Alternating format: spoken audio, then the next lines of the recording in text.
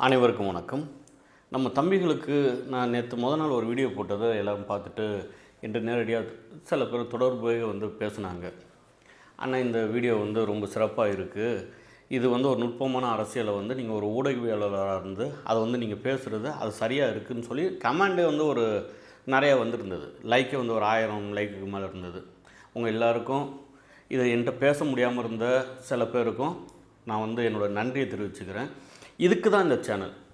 இப்போ நம்ம ஒரு ஊடகம் வச்சுக்கிட்டு யார் எந்த இடத்துலேருந்து எங்கே போகிறாங்க, விஜய் வீட்டிலேருந்து காரு கிளம்பிடுச்சா, இல்லை விஜய் சார் என்ன சொன்னார் அப்படிங்கிறதெல்லாம் பற்றி பேசுகிறதுக்கோ இல்லை அதுக்கும் இந்த ஊடகம் பயன்படக்கூடாது. ஏன்னா இது பண்பட்ட இனத்தின் வழிகளை பேசுகிறதுக்கும் இப்போ இருக்கிற நம்மளோட தமிழ் தேசியத்தை நம்மளோட தமிழர்கள்ட்ட கொண்டு போய் சேர்க்கிறதுக்கும் ஒரு வழியாக இருக்கணும் அப்படிங்கிறதுக்காக தான் நம்ம ஊடகம் செயல்பட்டு இருக்குது. இதுக்கு ஆதரவு தெரிவிச்சுட்டு உங்கள் அத்தனை பேருக்கும் நான் நன்றியை தெரிவிச்சுக்கிறேன். இப்போ நம்ம எதை பற்றி பார்க்கலாம் அப்படின்னு பார்த்தோம்னா, நேற்று 27ஆம் தேதி உலகம் முழுவதும் உண்மையிலேயே நல்ல இரத்தத்துக்கு பிறந்த அத்தனை தமிழர்களும் உணர்வாக உயிரோடு கலந்த நம்ம மாவீரர்களை அதை மனசில் ஏற்றி அதுக்குன்னு அந்த அந்த நாளை நம்ம அப்படி ஒரு உறுதிமொழி எடுக்கிறனால நம்ம இதயத்தில் விதையை விதைக்கிறனால நம்ம பயன்படுத்திகிட்டு இருக்கிறோம். அதை தான் ஒவ்வொரு ஆண்டும் நம்ம செய்துட்ருக்கிறோம். இந்த மாதம் முழுவதுமே நம்ம செய்துட்ருக்கிறோம். அதை தமிழ்நாட்டில் மிக தெளிவாக திரைக்கு பின்னாடி சுற்றிட்டு இருந்த பல இளைஞர்களையும் பல பெண்களையும் பல பேரை இந்த அரசியல் தளத்துக்கு கொண்டாந்த ஒரு மாபெரும் ஒரு சாதனையை படித்த ஒரு மிகப்பெரிய ஒரு பேராசிரியர் யார் அப்படின்னு பார்த்தா நம்ம அண்ணன் சீமான்.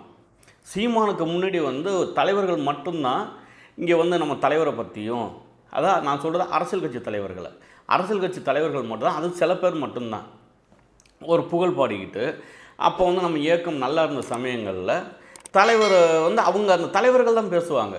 அது கீழே இருக்க தொண்டர்கள் அந்தளவுலாம் பேச மாட்டாங்க. அது அப்படி தான் அவங்க பயிற்சி பண்ணி வச்சுருந்தாங்க. எப்படி ஒரு கர்ப்பகிரகத்துக்குள்ளே இவர் தான் இருக்கணும், இவர் தான் போய் பூஜை பண்ணணும் அப்படின்னு சொன்னாங்களோ, அதே போல் தான் இங்கே நம்ம தமிழ் இனத்தை அந்த அந்த ஒரு இடத்துலையே வச்சுருந்தாங்க. அதெல்லாம் உடச்சி ஜீன்ஸ் போட்டுக்கிட்டு வர சின்னஞ்சிறார்கள் மேற்கொண்டு தலைவரை பற்றி பேசணும், தன் பாக்கெட்டில் வச்சுருக்கணும், இதயத்தோடு இருக்கிற பாக்கெட்டு எப்போதும் இணைஞ்சே இருக்கணும் தலைவரோட. எதற்காக தலைவர் வந்தார், எதற்காக நின்னார், எதற்காக கடைசி வரைக்கும் அந்த களத்தை விட்டு நவராமல் இருந்தார், தன் மக்களுக்கு எல்லாம் பதவி வாங்கி கொடுத்துருந்த தலைவர்கள் மத்தியில் தன் மக்களை எல்லாம் பழி கொடுத்து எதுக்கு நின்னார், நம்மளாம் யார், தமிழ்னா என்ன, தமிழ் மொழியின் பெருமை என்ன, தமிழ் கலாச்சாரம் என்ன, தமிழ் தேசம்னா என்ன. அதுக்கு முன்னாடி தேசத்துக்கு நாடுக்கும் வித்தியாசம் தெரியாது, இன்க்ளூடிங் எனக்குமே வித்தியாசம் தெரியாது. கண்ட்ரிக்கும் நேஷனுக்கும் வித்தியாசம் தெரியாது. அதுக்கு முன்னாடி எதுக்கு முன்னாடி அண்ணன் சீமான் வருகைக்கு முன்னாடி இதுதான் பல பேரும் மறைச்சிக்கிட்டு இருந்தாலும் அதுதான் உண்மை. அப்படி தான் இருந்துச்சு. இங்கே எங்களுக்கெல்லாம் அப்படி தான் பயிற்றுவிச்சாங்க. பல புத்தகங்கள் படிக்கிற பிள்ளைகளாக இருந்தாலும் கூட எங்களுக்கே அதான் நிலமைன்னா, சின்ன சின்ன பிள்ளைகளுக்கெல்லாம் என்ன நிலமைங்கிறத பார்க்குற நீங்களே புரிஞ்சுக்கோங்க. அப்படி தான் நாங்கள்லாம் இருந்தோம். அதெல்லாம் தமிழ் தேசம்னா என்ன, அந்த தேசம் ஏன் இந்த தமிழர்களுக்கு தேவை, ஆதி மனிதன் தமிழன் என்றால் மீதி மனிதன்லாம் யார், எப்படி அவர் மாறி போனார், எப்படி ஒவ்வொரு மொழிகளும் உருவானது அப்படிங்கிறத வரலாற்று பேராசிரியன் போல், ஏன் வரலாற்று பேராசிரியர் கூட சம்பளம் வாங்கிட்டு செய்வாங்க, இதனால் இது கிடைக்கும்னு செய்வாங்க. எதையுமே எதிர்பார்க்காம தன் இரத்தத்தை முழுவதையும் வேர்வையாக்கி இந்த மண்ணுக்கு ஒவ்வொரு துளி அந்த வேர்வையையும் இன்றைக்கி இந்த பிள்ளைகள் பேசுகிறாங்க பாருங்கள். பல பேர் சொல்கிறாங்க நாம் தமிழர் கட்சி பிள்ளைகள்கிட்ட பேச முடியாது, நாம் தமிழர் கட்சிக்கார அந்த ஊடகம் அதை நம்மளை தான் சொல்கிறாங்க, அந்த ஊடகவியலாளர்கள்ட்டெல்லாம் பேச முடியும், எதுக்கும் பயப்பட மாட்டேங்கிறாங்க. இதுக்கெல்லாம் யார் விதை போட்டது? எங்கள் தலைவன் போட்ட விதையை அதை அப்படியே கொண்டாந்து எங்கள்கிட்ட கொண்டாந்து விதைச்சது அண்ணன் சீமான் தான். இப்போ நாங்கள் இருக்க தளத்துலலாம் அண்ணன் சீமானின் பிள்ளையாக இல்லாமல் நான் வேறு யாரோட பிள்ளையாவது இருந்திருந்தால் வர மிரட்டலுக்கும் அச்சுறுத்தல்களுக்கும் பயந்து போயிருப்போம். ஆனால் நாங்கள் எப்படி இருக்கணுங்கிறத காட்டி எங்களுக்கெல்லாம் முன்னோடியாக நின்றுட்டு இருக்குது அண்ணன் சீமான். போலீஸ்காரவங்கள்ட்டெல்லாம் பகச்சிக்க கூடாதுங்க அப்படிம்பாங்க. பல தலைவர்கள் அப்படி தான் சொல்லுவாங்க. நம்ம போலீஸ்காரர்களை பகச்சிக்கிறங்கிற எண்ணமே நமக்கு இல்லை. ஏன்னா அத்தனை பேரும் நம்மளோட உறவுகள் தான். அவர்கள் தாய் நம்மளோட பெற்காத தாய் அவங்க, நம்ம சகோதரி அவங்க அப்படின்னு நமக்குலாம் சொல்லி கொடுத்த அண்ணன் சீமான் தான். ஆனால் சில போலீஸ்காரர்கள் சில கட்சியின் மாவட்ட செயலாளர்கள் போல் நடந்தால் என்ன நடக்கும், அதுக்கெல்லாம் தலையே வணங்க மாட்டேங்கிறதையும் அண்ணன் சீமான் வந்து அழகாக நீதிமன்றத்து மூலியமாகவே வந்து எல்லாருக்கும் எடுத்து சொல்லிட்டார். இது போல் ஒரு தலைவனை இந்த மண்ணு இப்போ வந்து எடுத்துடக்கூடாது. அவரை வந்து வெளியில் வந்து அவர் ஆட்சிக்கு வந்துட்டாங்கன்னா இங்கே மண்ணள்ளி திங்கிறவனுக்கும் மலையை வெட்டி திங்கிறவனுக்கும் நீரை விற்று திங்கிறவனுக்கும் இங்கே சோத்துக்கு வழியே இல்லாமல் ஆக்கி வயலெல்லாம் தரிசாக்கிட்டு இருக்கிறவனுக்கும் அணையே கட்ட முடியாமல் இணையை மட்டும் கட்டிகிட்டு இருந்தவனுங்களுக்கும் மிகப்பெரிய பிரச்சனையாக இருக்குங்கிறதுனால தான் அண்ணன் சீமானுக்கு மிகப்பெரிய நெருக்கடியை கொடுக்குறாங்க. அது இப்போ மட்டும் தான் கொடுக்குறாங்களா அப்படின்னு பார்த்தா தமிழர், தமிழ் தேசம், தமிழர் நிலம், தமிழர் உரிமை அப்படின்னு யார் பேசினாலும் சரி கொடுப்பாங்க. ஆனால் அப்படி கொடுக்கும்போது அவர்களெல்லாம் நவந்து போயிட்டாங்க. ஆனால் அண்ணன் சீமான் மட்டும் அது அந்த உரத்தோட எனக்கு இன்னைய வரைக்கும் அண்ணன் சீமான் எனக்கு தான் அதுதான் வந்து ஆச்சரியமாக இல்லை, அது மிகப்பெரிய ஒரு தற்பெருமையாகவே இருக்குது. இன்றைக்கி பேசும்போது கூட ஒருத்தர் கேட்டார், நீங்கள் ஏங்க அடிக்கடி சீமான் அந்த வீடியோவை போடுறீங்க, நீங்கள் வேறு எதுவும் போடலாமேன்னு. இவன் தான் இந்த மண்ணுக்கு நிற்கிறான். அவனுக்கு என்னால் செய்ய முடியாது என்ன, அண்ணனுக்கு என்னால் என்ன செய்ய முடியும்? இதுக்காக தானே நம்ம ஊடகமே வச்சுருக்கிறோம். இல்லாட்டி நாங்களும் போய் வேறு இடத்துல வேலை பிக்க போனோம்னா கிடைக்காதா என்ன? எங்களோட வாழ்நாள் கடமை. நாங்கள் வறுமையில் இருந்தாலும் இருக்கலாமே தவிர என் இனம் வறுமையில் இருந்துடக்கூடாதுங்கிறதுல அண்ணன் சீமான் வந்து சொல்லி சொல்லி வளர்த்தார். அதெல்லாம் என் பக்கத்தில் அண்ணன் பக்கத்தில் நான் இருக்கும்போது பல நேரங்களில் சொன்னார் 70 விடுதலை அவங்களுக்கு வந்து ஒன்றே சாத்தியமாகிடுச்சுன்னு பல பேர் பேசிகிட்டு இருக்காங்க. சீமான் இல்லைன்னா சாத்தியமாக ஆகிருக்காது. அந்த இதுக்கு வந்து தேதியை குறிச்சிட்டாங்க. திருச்சிக்கு நாங்கள் வந்து வாகனத்தில் போயிட்டுருக்குறோம். அண்ணன் கேட்குறாரு, நான் பின்னாடி உட்காந்துருக்கிறேன். நம்ம அண்ணன் சில அண்ணன்கள் பேர் சொல்ல வேண்டாம், அந்த அண்ணன்களும் உட்காந்துருக்குறாங்க. அண்ணன் முன்னிருக்கையில் உட்காந்து கேட்குறாரு, ரொம்ப ஒரு கொதிநிலையாக இருந்த சமயம், தம்பி என்ன மூத்தவரை என்ன செய்யலாம் அப்படின்றாரு. அந்த பேச்சு வந்து அண்ணன் மணிசெந்திலுக்கு தான் வந்து அண்ணன் இப்படி பேசினார்னா அதோட அந்த இது என்னங்கிறது மணிசெந்தில் மாதிரி உள்ள ஆட்களுக்கு தெரியும். என்ன செய்யலாங்கும்போது அந்த சமயம் நமக்கு அந்த ஒரு இதில் இருந்ததில்ல, அண்ணா இனிமேல் வந்து நம்ம ஒன்று செய்யலாண்ணே என்ன அப்படின்னாரு. அண்ணா நம்ம இன்னமும் இனம் மாறும் போராட்டம்னு வச்சுருவோம்ண்ணே. பல இனங்கள் இருக்குண்ணா, அந்த இனத்துலலாம் வந்து அவங்களாம் இருக்காங்கன்னா அப்படி திரும்பி பார்த்துட்டு போய் அறையில் உட்காந்துட்டு சாப்பிடல. இன்றைக்கி வந்து கல்யாண சுந்தரம் இருக்கிறாருல்ல, இப்போ கூட இந்த வி சேனலில் பார்த்துட்டு வந்தேன், வி நியூஸில், அதெல்லாம் இப்போ வரிசையாக வாரேன் நான். அந்த இதில் வந்து அண்ணன் வந்து அப்படி இருந்த ஒரு அண்ணன், அவரோட அந்த ஒரு உணர்வு இன்னை வரைக்கும் மங்காமல் இருக்குது. ஏன் மங்காமல் இருக்குன்னா, தமிழ் தாயிட்ட வந்து பால் குடிச்சிருக்கிறாரு. உண்மையிலேயே தலைவனை சந்தித்ததில் இவர் மாதிரி ஒரு ஆளை வந்து இது வரைக்கும் இவனுங்க பார்த்ததே கிடையாது. இவனுங்க நான் சொல்கிறேன்னு நினைக்காதீங்க, நான் என்னோடய வயசில் சின்னவங்களை நான் சொல்கிறேன்னு நினச்சிக்கோங்களேன், அவர்களை தான் நான் சொல்கிறேன். இதுக்காக தான் என்ன செய்கிறாங்க, நாம் தமிழர் கட்சி வெளியில் வந்துடக்கூடாது, தலைவரை பற்றி வெளியில் தெரிஞ்சிடவே கூடாதுங்கிறதுக்காக தான் இத்தனை ஆண்டுகள் இல்லாமல் இந்த ஆண்டு வந்து விழா கொண்டாடினாங்க. 26ஆம் தேதி நம்ம பார்த்தோம். அடுத்து 27ஆம் தேதி கேக்கு வெட்டுறாங்க. இனம் கொன்றொழிக்கப்பட்டு கீழே விழுந்தப்ப பதவிக்காக போகிறாங்க. போயிட்டு சொல்கிறாங்க, ஒரு தெருவில் இங்கே பறை இசை ஒழிச்சிச்சுன்னா இன்னொரு தெருவில் மங்கள இசை ஒழிக்கிறது வந்து சகஜம்தானே அப்படின்னு பேசுனாங்க. இப்போ வந்து என்ன செய்கிறாங்க, 27ஆம் தேதி நேற்று நம்மலாம் அந்த ஒரு நிலைமையில் இருக்கும். நேற்றுலாம் நான் வீடியோ கூட போடல, எந்த சின்ன செய்திகள் அடித்து அப்படியே நிப்பாட்டிக்கிட்டேன் நான். அவங்க என்ன செய்கிறாங்க, கேக்கு வெட்டி கொண்டாடிட்டு இருக்கிறாங்க. என்னமோ வந்து இளவரசர் பிறந்தது மாதிரியும்.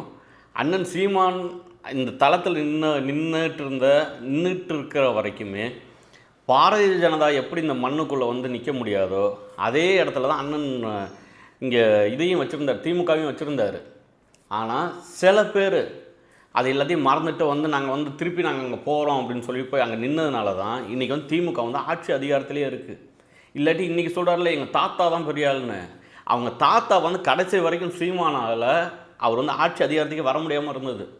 அதான் உண்மை. அன்னைக்கு இருந்தோட இன்றைக்கி வந்து நாம் தமிழர் கட்சியும் சரி தம்பிகளும் சரி மிக சிறப்பாக இருக்கிறாங்க.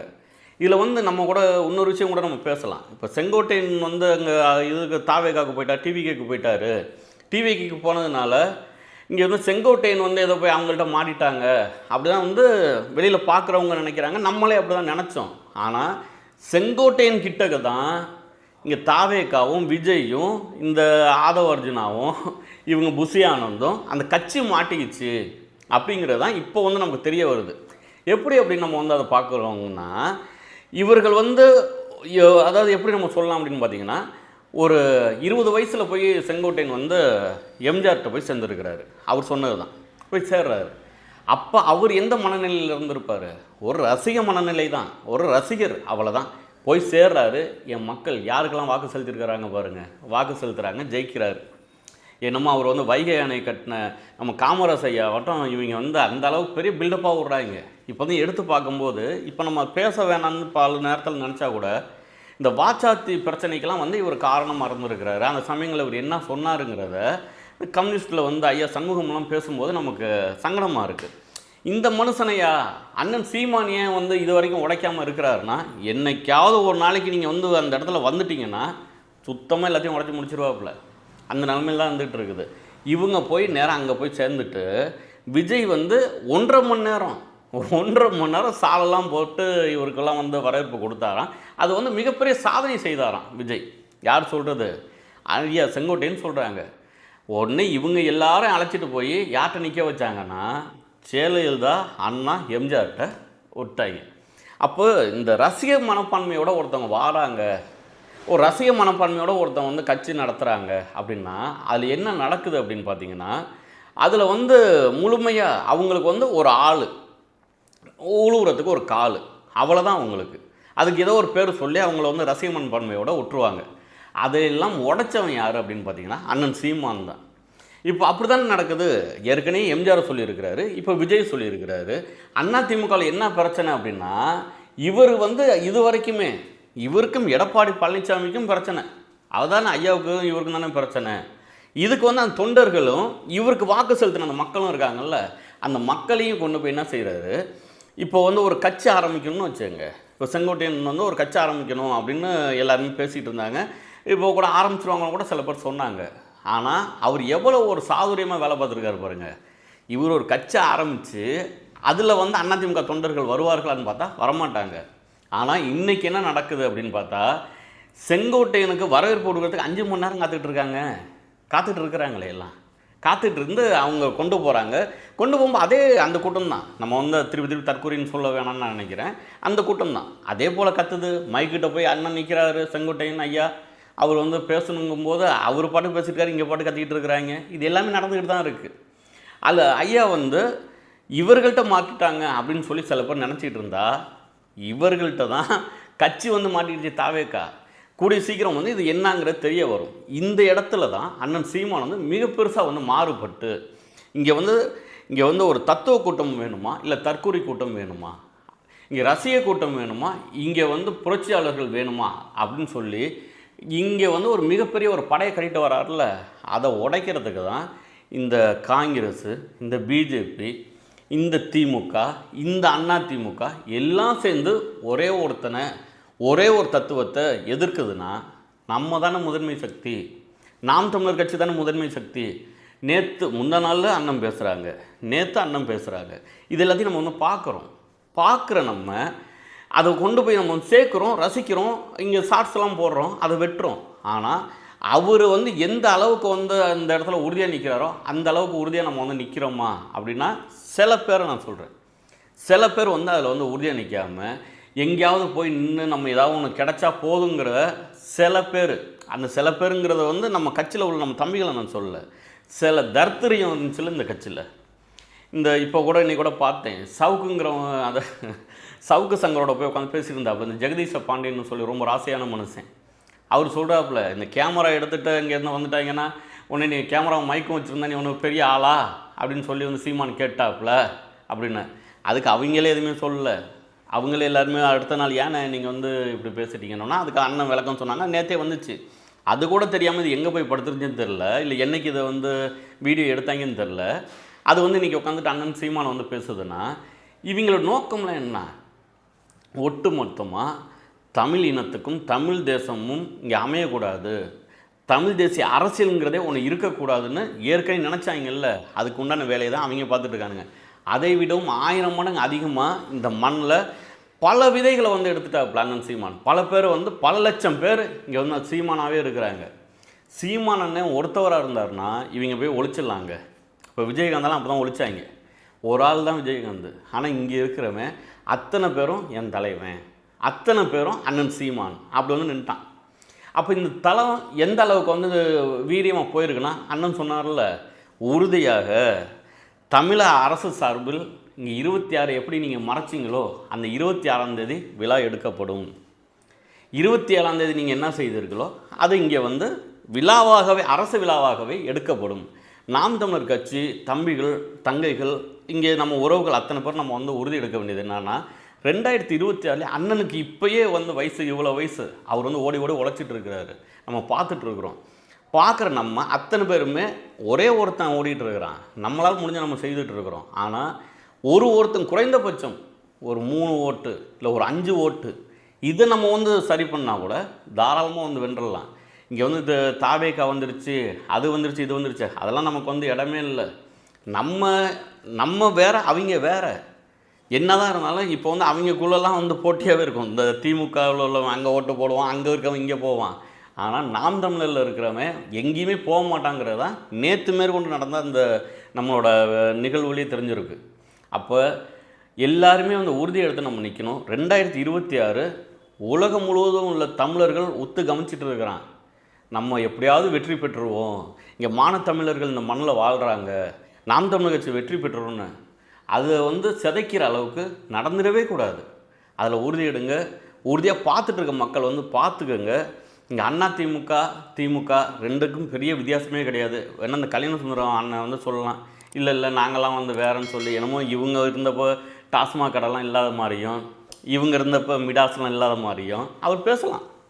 ஆனால் உண்மை என்னென்னா, திமுக அண்ணா திமுக ரெண்டும் ஒன்று தான், பிஜேபி காங்கிரஸ் ரெண்டும் ஒன்று தான். இதுலேருந்து முழுவதுமே எந்தவித சமரசமும் இல்லாமல் இந்த மண்ணுக்காக யார் நிற்கிறாங்க அப்படின்னு நீங்கள் வந்து ஒத்து பார்த்தீங்கன்னா, நாம் தமிழர் கட்சியும் நாம் தமிழர் கட்சி பிள்ளைகளுமா தான் இருக்கும். ரத்தம் கொடுக்குறதா இருந்தாலும் சரி, இங்கே வந்து யுத்தம் செய்கிற அளவுக்கு வந்து மக்களுக்காக போராடுறதா இருந்தாலும் சரி, நம்ம பிள்ளைகள் தான் நிற்கிறாங்க. அதை புரிஞ்சுக்கிட்டு 2026 ரொம்ப நாள் இல்லை, அசால்ட்டாக இருந்துடாதீங்க. அடுத்த தடவை வந்து வாய்ப்பு வரும் அப்படின்னு சொல்லிட்டு வாழ்க்கையில் சில சமயங்களில் தான் வரலாற்று பிள்ளைகளை வந்து உங்களுக்கு முன்னாடி நிப்பாட்டுவாங்க. அதுபோல் பிள்ளைகள் தான் இப்போ வந்து உங்கள்கிட்ட நிப்பாட்டி இருக்கிறாங்க. விவசாய சின்னம் எத்தனாவது இடத்துல இருந்தாலும் அதை அழுத்தி முதலமைச்சராக அண்ணன் சீமான் ஆக்கணுங்கிறத உறுதி எடுத்துக்கோங்க. பார்க்குற பல பேரும் வந்து பலர்கிட்ட சொல்லுங்கள். எந்த சந்தேகமானாலும் கேட்டு தெளிஞ்சுக்கோங்க. நன்றி, வணக்கம்.